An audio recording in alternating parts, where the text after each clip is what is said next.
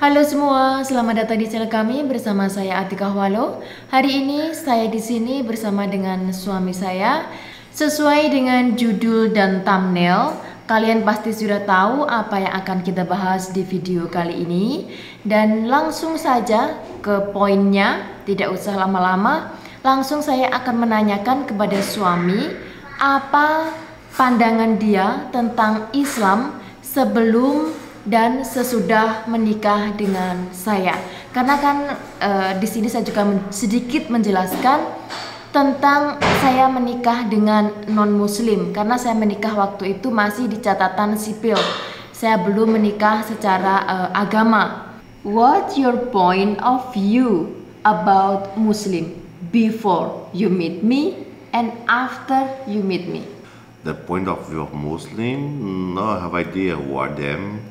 Before. Before I just heard in the news like people Talking do war, criminal. Yes, but after when I went to Hong Kong, the biggest friends I made was the Muslim people.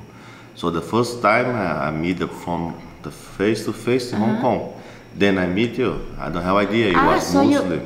So you before you meet me, you have a friend of Muslim. He's still my friend. Oke. Dulunya dia pikir ini Islam itu hanyalah membuat onar, membuat peperangan ya, kayak teroris seperti itu. Jadi waktu dia ke Hong Kong katanya dia memiliki teman yang juga seorang Muslim yang tinggal di Hong Kong sebelum kenal dengan saya. Dan saya sekarang ingin tanyakan ke dia apa pandangan dia sekarang setelah menikah dengan saya. So after you meet me and after you marry me, what's your point of view about Muslim? Now totally changed because before in the fact just my ignorance because I don't know. Now I feel very comfortable. I meet your family in Indonesia. They treat me very, very well, and cannot say nothing wrong about Muslim and very similar about what I believe. Before I don't have a religion, but I like a Muslim way. Dia ini pertama saya kali kenal dengan dia. Kenapa saya confident sekali? Kenapa saya percaya diri sekali untuk menikahi dia walaupun dia waktu itu masih belum punya pegangan yang tetap? Karena pada dasarnya saya memberikan pertanyaan-pertanyaan kepada dia dulunya, pertama-tama kita kenal, dan dia ini memberikan jawaban yang membuat saya sangat shock sekali. That you know, that the first time I met you in Hong Kong, that I give you so many questions, like you answer the way like a Muslim way. That's why I'm shocked. Why you act? You don't know Muslim. You not knowing about what the Muslim way. Just for the. But your mind, like your character, your person, like your behavior, is like in the way of what the Muslim teach to the man to treat how to treat a woman. You understand? Because many people don't know. Don't know about Muslim and they look like Western people, like okay, go to bar, go to drink, go to dance, but you, the way I'm shocked to see you. That's why I'm confident to marry you before even you not Muslim yet. Because I'm nerd. Yeah, no, not because I'm nerd. Ya mungkin sedikit kali ya, sedikit ya, it's a little bit okay, little bit because you have a good character. And you have a personality of a kind of in the basic of Muslim, but you don't know yet that is Muslim. Ya itulah alasannya kenapa saya confident sekali waktu itu. Karena ketika saya tanyakan misal, kamu memperbolehkan nggak istri kamu untuk kerja di luar rumah atau di luar negara atau di luar negeri seperti itu, misal kalau dia punya job dan dia katakan, kenapa saya harus membiarkan istri saya keluar rumah? Kalau kamu ingin keluar rumah untuk bekerja atau keluar negeri untuk bekerja, ya jangan menikahi saya. Begitu dia ini langsung to the point sekali begitu. Saya langsung shock sekali ya. Karena pemikiran dia ini, kalau saya menikah dengan kamu, ya tolong kamu terima juga apa yang ada dalam diri aku, seperti itu. Seperti yang kalau aku memberikan kamu nafkah ya kamu harus syukuri. Kalau kamu tidak syukuri, kamu bilang ke aku bisa kasih jalan lain, jalan pintu keluar kamu. Dia ini seperti itu. Jadi dia juga tegas sekali tentang aturan-aturan bagaimana saya menjadi istrinya dia. Dia pun juga memberikan banyak persyaratan ya waktu itu. Jadi kami ini berdasarkan dengan prinsipnya masing-masing waktu itu. Tapi tidak tahu kenapa saat kita ini bertemu, prinsip kita ini kayak cocok banget gitu. Saya bukan tipe orang yang begini begitu, dia juga bukan tipe orang yang begini begitu. Jadi makanya saya confidence dia tidak perlu jadi muslim untuk menikahi saya, karena saya yakin basic dari karakter dia sendiri itu sebenarnya sudah menunjukkan adanya karakter orang baik itu ya memang, apalagi itu memperlakukan seorang perempuan begitu juga dengan dia. Oke. So after that time you went to Indonesia, what you think? You have more confidence in Islam, Muslim people? Yes, you feel more safe. More safe. Now I can see now. Let's say I'm a Muslim. See the guy more straight. They follow the rules. I like it. And after that, I start to check the book of the Muslim, the Quran. I see the ideas is very nice. So, like people tell the fairy tale when I was a kid, like you're Muslim, use another book, it's not the right God, because have a Bible. And then I compare, this is the same stuff. Then I recognize the same God. So that's why I like it, more straight. Straight to the point. Oh, jadi menurut dia ini dia sangat keyakinan dia ini sangat bagus ketika sudah pulang dari Indonesia, karena pada waktu itu tahun 2019 akhir pulang Indonesia untuk yang pertama kali ya. Waktu itu anakku masih umur 1 tahun dan saya bawa dia pulang untuk ketemu dengan keluarga besar saya. Dan waktu itu katanya dia mulai memiliki kepercayaan diri yang kuat begitu, yang baik, karena sudah berinteraksi dengan orang Muslim, dengan keluarga besar kami di kampung itu kan. Orang Muslim itu kan sangat orang kampung ya begitu ya, orang Indonesia ya, sangat erat sekali, sangat nyapa. Sampai dia ini datang ke Indonesia dan tetanggaku tuh kalau lihat dia jalan pagi atau jalan sore hari begitu, dipanggilnya dia, kesini minum teh kamu. Sampai dia ini bilang begini, aku bahaya nggak kalau aku masuk ke rumah tetangga yang sebelah situ? Itu safe nggak buat aku? Dia bilang. Katanya kenapa? Karena si tetangga ini pada nyuruh dia mampir untuk minum teh. They're very kind. Very kind. You feel okay? Yes. I just don't understand what they talk about, but very kind. Soalnya dia ini kan nggak tahu bahasa Indonesia ya, dia belum begitu, susah sekali untuk mempelajari dia ini. Jadi ya saya biarkan mengalir semaunya dia lah begitu ya. Dan dia ini nggak tahu apa yang dikatakan oleh tetangga saya ya. Jadi dia ini masih bingung. Memang dia ini minim sekali mengetahui tentang info-info bagaimana kehidupan Muslim di Indonesia. Yang dia tahu kan Muslim itu dari kalangan Timur Tengah ya, yang suka peperangan lah, yang suka seperti itu. Jadi dia ini belum mengetahui bagaimana kehidupan orang Islam, orang Muslim di negara Indonesia dan waktu itu. Dan sekarang saya mau tanyakan kepada dia langsung saja, apakah dia memiliki kepercayaan seperti kita, seperti saya? Saya akan tanyakan kepada dia, do you believe that only have one powerful God in this world? Sure. There is no other any kind that can compare with him? Yes, no one. Just so you believe only have one, only powerful God in this, who can control this planet? Absolutely. Absolutely. And do you believe? Nih dia sudah bilang ya, dia katanya, jadi dia ini percaya dengan tauhidnya orang Islam, bahwa hanya ada satu Tuhan yang Maha Esa, yaitu satu kekuatan yang mengontrol semua kehidupan dan menjaga penciptaannya. Jadi itu adalah salah satu tauhid yang ada di dalam Islam. Oke, next saya mau tanyakan lagi tentang apa Rasul dan nabi-nabinya. Apakah dia percaya? Do you believe that Moses, Abraham, Jesus, Muhammad, that is a chosen people from God to send delivery the message? Yes. Because that time don't have internet, don't have nothing. They choose someone to spread the word, I believe. Yeah. That But I believe they're not God, just developed people, right? yes. Because they chosen people that God used them Yes, to send. like a tool. Yeah, like a tool. hammer. Yes. Yes. Sudah itu dia percaya juga kalau nabi-nabi ini adalah utusan dari Tuhan. Kenapa? Karena dia bilang Tuhan ini menggunakan mereka sebagai alat untuk memberikan untuk berkomunikasi dengan kita dan dijadikan untuk seperti mediasi dari Tuhan. Jadi sama sepertinya karena orang Muslim juga mengatakan hal yang sama bahwa nabi itu adalah utusan Allah. Then you believe that we cannot worship any other creation? Yes.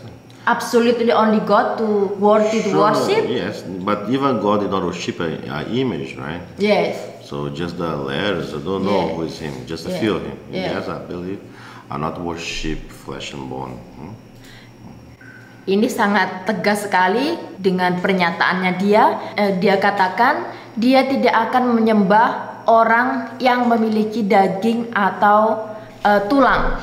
So you will never worship any kind of that have a flesh and bone. That means not God. Yes, human. The humans just It is too much error. Just a piece of creation, right? So you're nothing. You're ignorant. We are ignorant. So when I was kid, people teach me to glorify a piece of wood, paper. I never feel that. I feel that's like a people crazy, or maybe the enemy tried to cheat you, right? To make you mistake. So I like the Muslim because they never show you to adore a cross, nothing. I like this. My people like the symbology. Yeah, symbolic. And the symbolic, I believe the evil can trick you with that. Oke, jadi di sini saya tegaskan saya tidak akan membahas tentang agama orang lain ya, karena suami saya dulu kan memang belum punya pegangan yang agama saya ini loh, dia belum punya itu. Dan dia jelaskan juga di sini sejak kecil dia ini tidak memiliki seperti budaya orang sini yang dimana Brazil itu mayoritasnya kan agamanya Kristen ya. Dulu Kristen Katolik, sekarang yang lebih unggul di Brazil itu adalah Kristen Protestan. Now in Brazil is Protestant the biggest now. Yeah, the biggest now, right? Tetapi itu semua tidak mempengaruhi atau membuat dia ini percaya dengan kultur mereka atau budaya ini. Jadi makanya dia itu masih mengambang, dia masih belum punya pegangan waktu itu. Dan karena dia ini memiliki kepercayaan yang di agama itu tidak eksis begitu. Jadi dia ini memilih untuk memundur. Tapi bukan berarti dia ini karena orang tuanya dia adalah orang sangat religius sekali ya. Jika dia sudah percaya dengan adanya satu Tuhan yang memang wajib untuk disembah atau yang berhak untuk disembah, dan dia juga percaya bahwa orang-orang seperti nabi-nabi yang kita percaya sebagai orang Muslim itu juga dia juga mempercayai hal itu, maka saya akan tanyakan ke dia apakah dia berkenan untuk mengatakan karena kan itu semua artinya dia ini sudah memiliki keyakinan, tapi dia ini belum tahu jika keyakinan dia ini ada di dalam Islam. Karena kan dalam Islam syahadat itu adalah declare atau pernyataan yang menyatakan bahwa ya apa yang dipercayakan dia ya. Dan do you mind if you believe only have one God to worthy to worship, that the chosen people is only tool from God, that God choose them? Do you mind if I translate what you believe this in Arabic word? Okay. No You don't problem. mind? No. So, jadi dia bilang tidak ada masalah, maka saya akan mengganti kepercayaan dia ini dalam bahasa Arab, yaitu syahadat. Jadi di sini saya akan tuntun dia untuk membaca syahadat dengan pelan-pelan, karena kan itu mungkin agak sulit untuk dia, tapi saya akan coba. So, repeat after me. Ashadu Ashadu Allah Allah ilaha ilaha illallah illallah wa ashadu wa ashadu anna anna Muhammadan Muhammadan Rasulullah. Rasulullah. Rasulullah. Rasulullah. Yeah, that mean this. I bear witness I bear witness that there is no God except God Allah, and I be a witness that Muhammad is the message of God Allah. Okay. Sebenarnya ini bukan pertama kali dia bersahadat ya. Ini sudah lama sekali dia bersahadat. Bahkan dia ini juga pernah menanyakan kepada saya, apakah you ever ask me, right, that you think only Arabic word can be accepted by God? Yes. You asked me to this, right? Yes. And I tell you, it's not only Arabic word can accept, but any kind of a word that from your heart, if you want to talk to God. The ways Arabic. Yes, because we just follow that the culture of Muhammad Sallallahu Alaihi Wasallam, and we just follow him like any step. Yeah, from the step. If it possible to do that, so we do it same way. Jadi sekarang sudah jelas di sini bahwa suami saya setelah mengenal saya, memang kami belum melakukan nikah secara ahad nikah di dalam agama, karena situasi kami juga ada di sini dan keluarga saya kan di Indonesia. Jadi untuk menikah secara agama harus di keluarga pihak perempuan. Jadi karena saya butuh wali dari keluarga saya. Ya, kita minta doanya semoga saja kita diberi rezeki untuk segera mengunjungi keluarga yang ada di Indonesia dan melakukan apa yang seharusnya sudah kita lakukan untuk melanjutkan pernikahan di jenjang ke agama ya. Yeah. But we still believe Jesus is our master, like Muhammad. Yes. But I always follow Jesus' words, and even Jesus say he's not a God. Yes. Just ask him like a helper, right? Yes. Like he used Yes. Mr. Muhammad. Yes. Yes. We praise to the name of Muhammad because Yeah, we love they him. use It's the same. Jesus like It's the the same, message yeah. for the Christian, Yes. but never put Jesus like a God. Jadi begitulah statement dia sangat jelas sekali. Jadi tidak perlu dipertanyakan sekarang apa kepercayaan dari suami saya. Dan jika kalian bertanya kepada saya, Kak, suaminya kan sudah syahadat, sudah masuk Islam. Kenapa dibiarkan saja dia memakan BAB ini? Kenapa masih dibiarkan? Ini mungkin pertanyaan ini akan muncul di kolom komentar ya, karena saya akan membuka komentar di bawah video juga seperti biasanya. Tidak akan saya tutup kecuali masih dalam garis YouTube ya, undang-undang dari YouTube. Saya tidak pernah membatasi komen Anda. Saya hanya menjelaskan dari kepala saya sendiri kenapa saya masih membiarkan dia untuk makan BABI walaupun dia sudah masuk ke dalam Islam.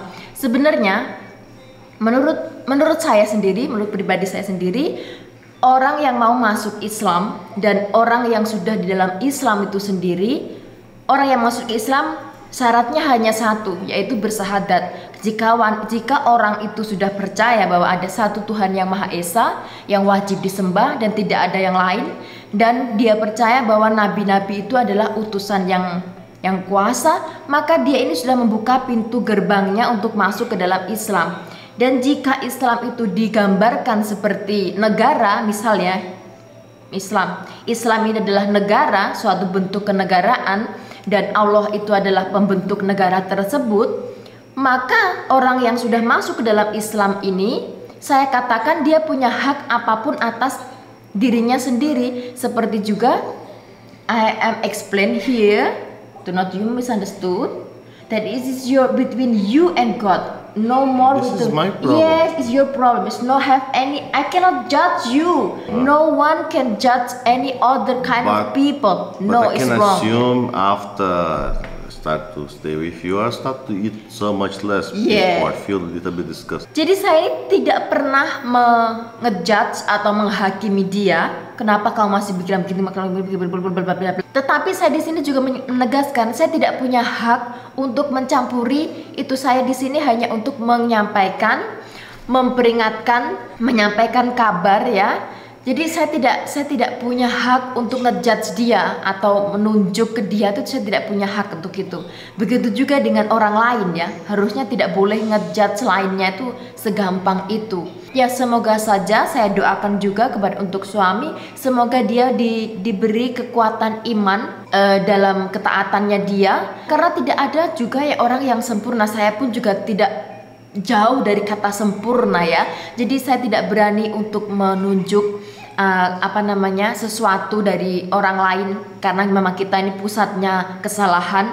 Itu terserah mereka ya, terserah. Jadi saya tidak mau untuk ngejudge seseorang dari apa yang saya lihat saja, karena pandangan kita ini terlalu dangkal untuk mengejudge seseorang.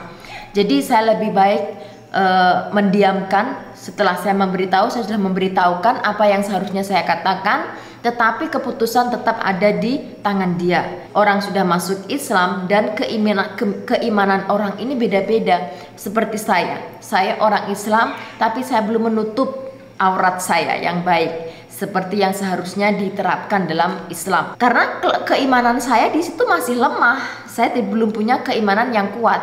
Seperti dia juga, mungkin dia sudah bagus dalam berpakaian, dia sudah bagus dalam karakternya, tapi dia punya kelemahan keimanan yaitu di makanan tersebut. Jadi saya tidak bisa ngejudge ya, karena saya juga belum sempurna. No have any kind of no one force you to do that. No. That is from yourself. Yeah. So okay, this is so clear. This is the last question. If you already be Muslim and I'm already Muslim, I'm Muslim from family, and I ask you, if you remarry, what do you think? Okay. Just cannot use the regular clothes because not fit on me. ini lucu sekali. Dia bilang it's okay, karena dari pertama memang dia ini mengatakan, apa saya harus menikahi kamu dengan cara Islam. Terus saya katakan tidak, nanti saja kalau kamu sudah percaya dengan hati kamu, pemikiran kamu, iman kamu sudah ke sana, barulah kita. Tetapi dia memiliki satu syarat ya, satu syaratnya ini baju muslim yang panjang, tapi jangan pakaikan untuk di akad nikah baju adat Jawa katanya. It's okay. Jadi beginilah ya. Interview hari ini kalian sudah tahu jawaban dia dari mulut dia sendiri. Saya tanyakan juga, tegaskan bahwa itu dari lahir batinnya dia sendiri. Dia sudah menetapkan imannya ke Islam. Ya mudah-mudahan diberikan kekuatan kepada kami, keimanan kami, agar terus memegang akidah dari Islam. Semoga, minta doanya juga. Dan begitulah interview hari ini dengan suami saya. Terima kasih bagi penonton dan terima kasih semua bagi subscribers. Dukungan Anda sangat berarti sekali untuk kami. Terima kasih dan sampai jumpa di video berikutnya. Bye.